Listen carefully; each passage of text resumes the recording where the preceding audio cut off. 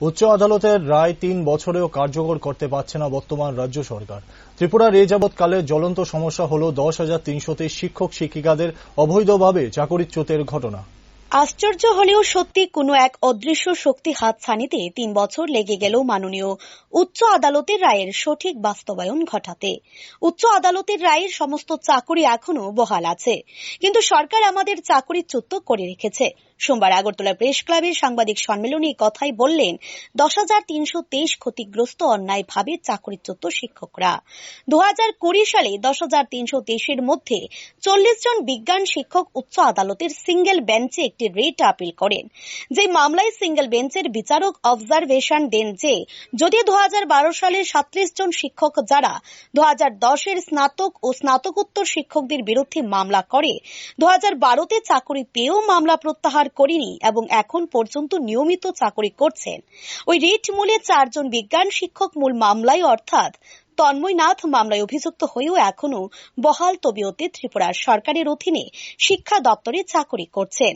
তাহলে আবেদনকারীদেরকেও সমান সুযোগ দেওয়ার সরকারকে আদেশ দেন। ডিভিশন বেঞ্চের মামলা নাম্বার হল WA46/2021। এই মামলায় ত্রিপুরা হাইকোর্টের ডিভিশন বেঞ্চ রায় দেন উচ্চ আদালতের সিঙ্গেল বেঞ্চের পর্যবেক্ষণকে আদেশ বলে স্বীকৃতি প্রদান করেন এবং সরকারকে আদেশ করে ওই 4 জন বিজ্ঞান শিক্ষকদের মতো আবেদনকারীদের কেউ শিক্ষকের চাকুরিতে পূর্ণ বহাল করার জন্য এবং মানবিক মুখ ডক্টর প্রফেসর মানিক শাহ মহোদয়কে এবং তার পুরো মন্ত্রিসভার টিমকে, যেই কারণে তিনি আমাদেরকে দেখা করার সুযোগ দিয়েছিলেন এবং আমাদের আর্জি অনুসারে তিনি মাননীয় বিচারপতি এবি পাল স্যার মহোদয়কে রেখে অ্যাডভাইজারি কমিটির রিপোর্ট তৈরি করতে দিয়েছিলেন, যা আমরা আপনাদের মিডিয়ার মাধ্যমে আমরা জানতে পেরে গেছি যে সকল 10,323 চাকরি যায়নি। হয়তোবা এবি পাল সাহেব এই ব্যাপারটা জানেন না, কারণ নাকি দেওয়া হয়নি। এজন্য আমি আজকে উঠিয়ে দিয়েছি হাইকোর্টের ডিভিশন বেঞ্চের রায়, তাদের চাকরি দিয়ে দাও 465 জনের। কারণ সেম রায় দিয়েছে। এরপরেও 2000 জানুয়ারি 2022-এ ললিত সাহেবের বেঞ্চ, ডিভিশন বেঞ্চ সেম বলেছে যে 4 similarly sized teacher of 2012 has been similarly situated and they are continuing and their petitioner are terminated. এই অবজারভেশন, কারণ তুমি জানেন যে অবজারভেশনই ডাইরেকশন। এদিনের সাংবাদিক সম্মেলনে 10,323-এর পক্ষ থেকে সরকারের কাছে আবেদন করা হয় সরকার অতি সত্বর উচ্চ আদালতের এই ডিভিশন বেঞ্চের রায়কে মান্যতা দিয়ে এবং আমাদের আবেদনের সাড়া দিয়ে অতি সত্বর সমস্ত 10,323 শিক্ষক শিক্ষিকাদের চাকরিচ্যুতে পূর্ণ বহাল করবেন।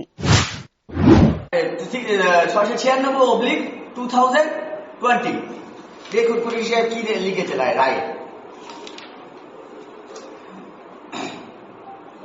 Those who were not be selected, who have been terminated 31/3/2020. The first claim made by the petitioner would amount resistance them despite above notes facts. The foundational advertisement for praising Pratthana Kora for the said relief respondent 4044 who were also situated similarly to the petitioner. এই যে 44 জন তারা সমান পর্যায়ে পিটিশনারের মতো same পর্যায়ে আছে, তাদেরকে similarly সুযোগ দেওয়ার কথা বলেছে। দেখুন আবার কি বলেছে, which by the settle by the law. পিটিশনারের আপিলটা কি ছিল? দুর্বল ছিল। দেখুন কি বলছে পিটিশনারদের আপিলটা কেমন দুর্বল ছিল। সিমিলার ছিল petitioner have been retained in service. In plain terms, the petitioner seek negative equality. তারা যারা পিটিশন করেছিল তারা নেগেটিভ ইকুয়ালিটি অ্যাপ্রোচ করেছিল, বলতে যে ওরা 37 জন প্লাস 4 জন থাকতে পারে চাকরি করছে, আমরা চাকরি নেই, তাদেরকে বের করে দাও। যে কোর্ট নেগেটিভ ইকুয়ালিটি অ্যাপ্রোচ করে না, কোর্ট পজিটিভ। কেউ চাকরি খেতে পারে না, কোর্ট খায় না সাধারণত, আমাদের ক্ষেত্রেও খায়নি। বলেছে ওই which settle down law of the judgement of supreme court of not a fact of Article 14. Article 14 means right to equality, সমদর্শিতা। এবার লেগেছে the petitioner cannot contend that respondent 4-44 have been illegal but favorable treatment which petitioner also must be accorded. পিটিশনাররাও সেই রকম সুযোগ সুবিধা পেতে পারে যারা এই 44 জন অর্থাৎ মানে 41 জন পাচ্ছে। এটা হাইকোর্টের সিঙ্গেল বেঞ্চের অবজারভেশন।